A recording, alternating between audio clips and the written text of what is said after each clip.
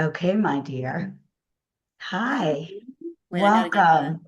Just want to take a moment and welcome my dear friend, and I would say guru, mentor, guide, Marcye Brown. She is a career and transformational life coach. And she actually specializes in supporting accomplished female professionals who are creating their what's next after Yes, life-changing events that have catapulted them into, onto their own crossroads in life.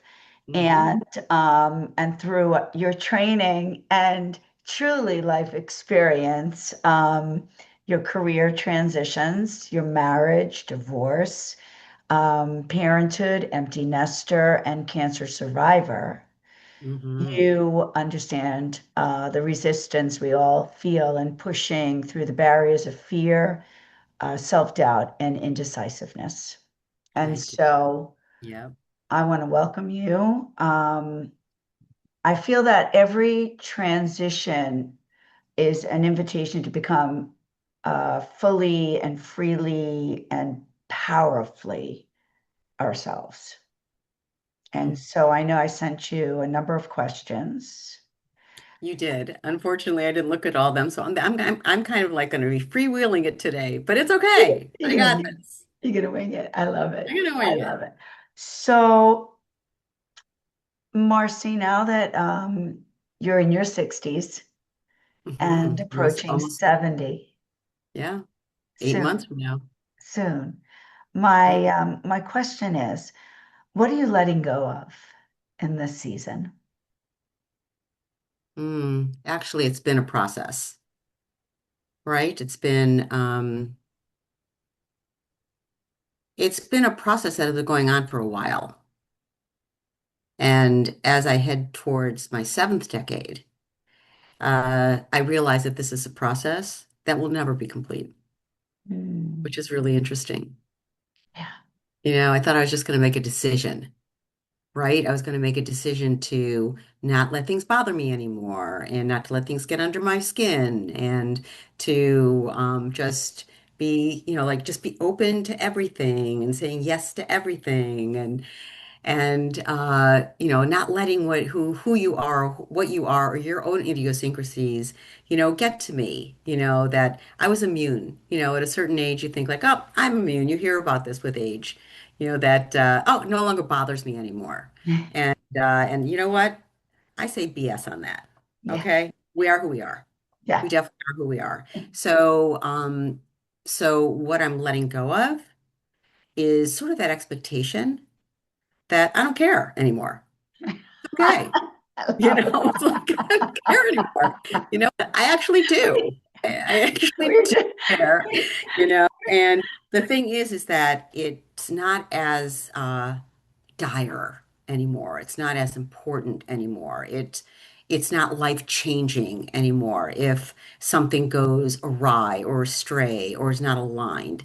I'm able to look at things more objectively instead of subjectively. And I think that's what happens with age.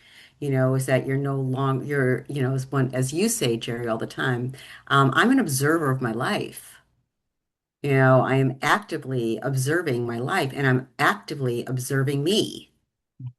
yeah. So, which gives me more agency and gives me more choice. Yeah. So, I think that whatever it is that I had to let go of in order to be in a place of choice, I can choose into thinking a certain way, feeling a certain way, that I I never really thought I had a choice in that. Great. That's wonderful. That's wonderful. Yeah. And how has community supported you through change or transition at Oh my any? goodness. Community. Community to me is everything. It's always been. I'm a connector. That is one of my I can't say that it is a purpose or a passion, but it's very important to me that we all connect, that we don't isolate in any way, that we are, being part of groups. I realize, especially since COVID and, and being removed from an office setting, no longer in an office setting where you have a community that's right there for you to choose, or when you're first having children and you have your community of new moms. And, as you get older, you have to seek out communities that make sense for you. Yeah, It's not like they're not as readily available. They're not, it's part of like whatever location you're in, people arrive. When you're older, it's not like that. right. It's because it just doesn't happen organically anymore, Yeah, is that you have to be very purposeful about building community. And so I'm very purposeful about building community because I know that um, connecting is very important to me. So does that answer your question? I'm not sure, but absolutely. I think it's as we get older, it's we become more aware of how important the human connection is. mhm. And I think for both of us, the tribe of women, especially, Yeah. and we go out like we're still the same person showing up in terms of our vulnerability, Hmm. and it's like a dating process sometimes, Hmm. um and yet and we're more discerning. We have, Definitely. yeah, Yes. and we have a better understanding of who we want to spend time with. And Yeah.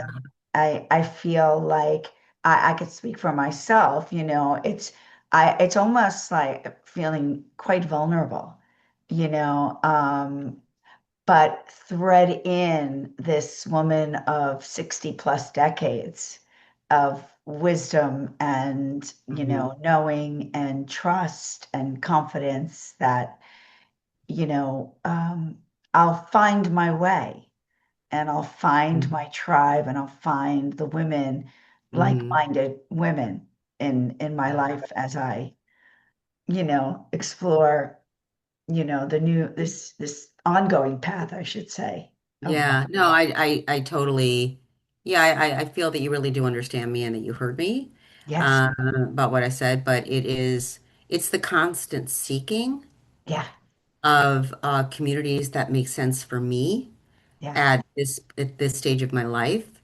And it's interesting because communities that I never thought would be important to me, like dealing, working with younger people. yeah, Since I switched over into coaching, a lot of my communities, I'm the oldest person in the room, many of them. yeah, And how much I have gained and learned, and how much I treasure having these younger friendships, yeah, and how much they turn to me in a way like I'm sort of like that grounding presence, yep, which is so valuable. yes. And they are the presence for me of keep on going, keep on moving forward. Like there's nothing you can't do. So what actually gets better with age? Mm, perspective. Perspective. I love that. And what have Yeah. you learned about friendships across decades? Oh, geez. It's a big question. Uh, I don't think it's ever changed that friendships are so important to me. My girl friendships, my girlfriends, and having grown up with sisters, three sisters, and realizing like they are, female relationships, female friendships are what actually helps me to move forward and to move on from things. It's really very important. What have I learned? That there are seasons of friendships Yeah, and it doesn't go on. They're not meant to go on forever.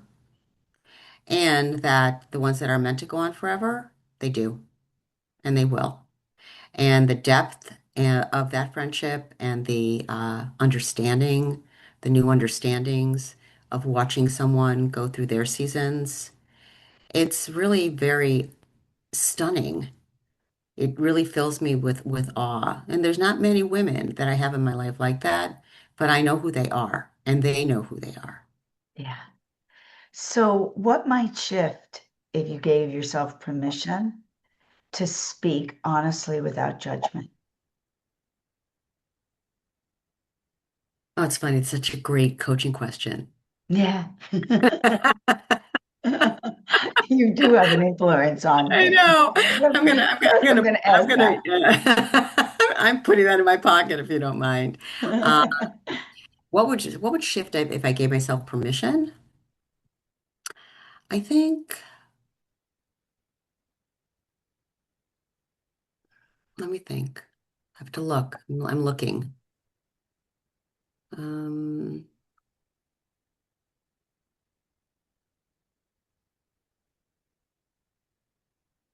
Perfectionism. The having to do Mm. something perfectly, having to have it perfect before I execute. So I think that that would be, I think, more of an adventurous spirit. That, like I'm gonna like It's kind of like beautiful. do it in real time instead of, I think there would be no more waiting. Oh, Permission not to wait perfect, until Marcia. it was, yeah, that's what it kind of feels like to me. So, what would you tell women who are afraid of aging? What would I tell women? I would say, I get you. I mean, honestly, you know what? I mean, I don't think it's like, I have to be honest here. I'm not going to sugarcoat it. As you see your runway in front of you getting shorter, it's daunting. It's very daunting. So I would say, I mean, could it be cliche to say that, like take every moment? I think that that is the truth, is take every moment. I would say try to presence yourself as often and as possible as you can, is just to be present because we can't control what's in front of us and we certainly can't do anything with what's behind us. So I think that presence is super, super important at this point in our lives. And just like kind of like, where you're, make sure that your head and your feet are in the same place, and I think Don't. that would be something that I would recommend to women of my age as you age. Just stay present and keep your head where your feet are. Okay, so now I'm going to do some rapid fire questions here for a minute. Oh, just like Brene. Yeah, yeah, I wish. One thing that women overthink. Um, One thing that women overthink, their beauty, Okay. inside One and out. word that describes your 60s.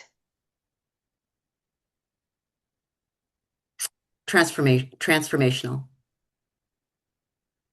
Something you stopped apologizing for. my authenticity. A daily ritual you cherish. Hmm. Um, I learn something new every day. I That. cherish that. And one belief that you have outgrown. Uh, it's never too late to change the things you want to change in yourself. I love that. And it's possible. And now, closing, we're going to close with some closing wisdom. If you could sit beside your 55-year-old self, what would you whisper?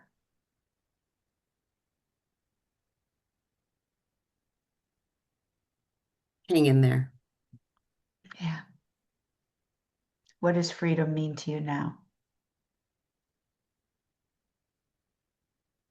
Being me. And what is still possible at 70? Everything. And if this chapter is called What Now, how would you answer it today? Well, that's a big question, Jer. Oh my God, I don't even know if I have an answer for that. Unfortunately, I don't know. If this chapter is called What Now, not What's Next. No, what now? What now? Uh, Cherishing the time I have with those that I love. Mm, that is perfect and a perfect way to end this interview, never ending our conversation and our love and our commitment and our friendship and the opportunity to grow with one another and what we take in the friendship and how I take all of what I learned from you out in the world is precious and priceless, and I just love and adore you. Thank you. Oh, Thank you for your time. oh, thank you, my heart. Mm, love I you. really love you too.